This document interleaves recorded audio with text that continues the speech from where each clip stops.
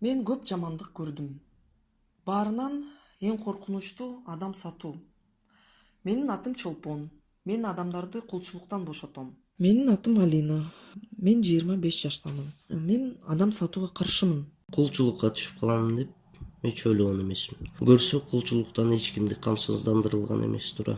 Атым Ринат, жашым 30да. Мени кулчулукка сатып коюшту.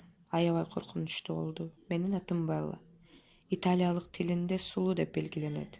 Менин атым Алик, мен 35 жаштамын. Мен адам сатуунун курмандыгымын. 5 жыл мурун март айында менин эжем башка өлкөгө конокко чакырган. Мен келгенде эжем менен кошо 2 чочун эркек мени тосушкан да. Ал жерден бир батирге алып келишти да. Калганы болсо коркунучтуу түштө болгондой болду. Эжем бир жака жоголуп калды. Андан кийин мен аны көргөн да жокмун. Эми мен проститутка боломун деп бир эркек киши айткан. Бир нече жыл мурда жас келип калган учурда мен жумуш издеп баштадым. Айлык акысы мен каалагандай жумуш табылып калды. Мен макул болуп 5-6 адам менен талаада картошка, дарбыз, коон чогултканы келдик. Келери менен биздин документтерибизди чогултуп алып, миграциялык полицияга каттатабыз деп турак жайыбызды сарайга орноштуруп, 2001-жылы мен туугандарымдыкында конокто болгом. Ал жерден үйгө автостоп менен кеткенге чечтим. Жолдун боюнда турганда бир дальнобойщик алып кетти мени. Биз жолдо кетип баратып тамактанып алалы деп чечтик. Тамак ичип, бирден кружка пиво ичтик. Андан кийин эсимде жок. Ойгонсом бир кичинекей үйдүн ичинде жатыптырмын. Эки жагымды карасам тала, бир дагы жандык жок, чоң тала экен. Ошондо мен түшүндүм, мен кулчулукка түшүп калганымды. Бир күнү үйдөн качып, апамдын досуна жумушка орноштум. Химчисткада кийим үтүктөп тургам. Жүктөн оор болгондуктан чарчап, кийимдин жарымын бузуп салдым. Бузулган кийимдин сарптоолорун менин кызмат акымдан алып коюшчу. Сарпоолудун баасын өздөрү белгилешчү. Аягында менин карызым көбөйүп кеткенден мага төлөбөй да калышты. Күнгө ошол батирге клиенттер келип турушкан. Мени зордуктап турушчу. Мени качып кетпесин деп дайыма өлүм менен коркутушчу. Водка ичирчү. айлык акыбыз төлөнбөрүн башында билген жокпуз. Биз козголоң чыгарып баштаганда уртепкиге алышып, биздин үстүбүздөн кароол коюшту. Кээде кожоюндар профилактика үчүн мени сабашчы, тепкилешчи. Мен качып кетпесин депчи.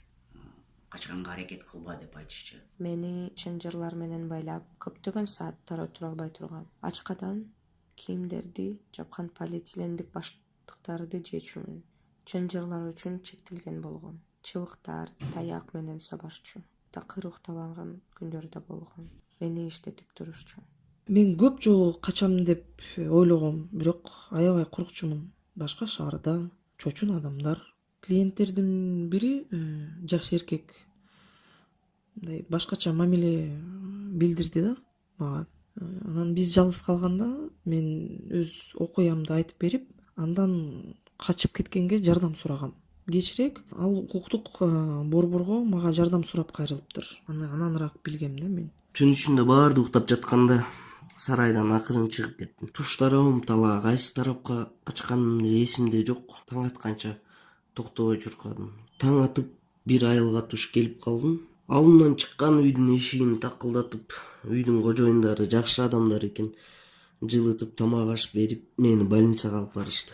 2015-жылы жазында мен кайра качууга аракет кылдым. Ушул акыркы качканда мен жакынкы бир шаарга чейин келдим. Ал шаардан кулчулукка түшүп калган адамдарга жардам берген центр бар экен. Ошол центр мага жардам берди. Барганда эле реабилитацияга киргизишти.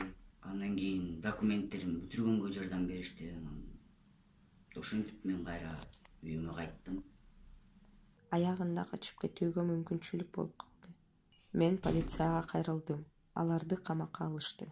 Бир жумадан кийин батирге милициянын кызматкерлери келишти да. Мени куткарышты. Сутенерлорго болсо кылмыш жаза иш козголгон. Эжемди болсо издеп башташты. Андан кийин кулчулукка түшүп, түшүп калган адамдарга жардам берүүчү борбор жөнүндө билип калдык. Борбордун юристтери укук коргоо органдарына кайрылышып, мени кулчулукта кармашкан адамдарга кылмыш жаза ишин козгошту. Мен сотту күтпөй эле мекениме кетип калдым. Аялымды, балдарымды көрөйүн деп миграция боюнча эл аралык уюму документтеримди жасоого жардам берди. Башкасынын мага кереги да жок болчу. Кулчулукка 15 жылга түштүм. Мен кулчулукка 2 жылга түшүп калдым. Ошентип мен кулчулукта 8 ай болдум. Кулчулукта 6 ай жашадым. Бул бизнес агылып жатат. Ал эми бул жерде сурамда көйгөй. Ал бар болгончо бул сфера кылмыштуу болот.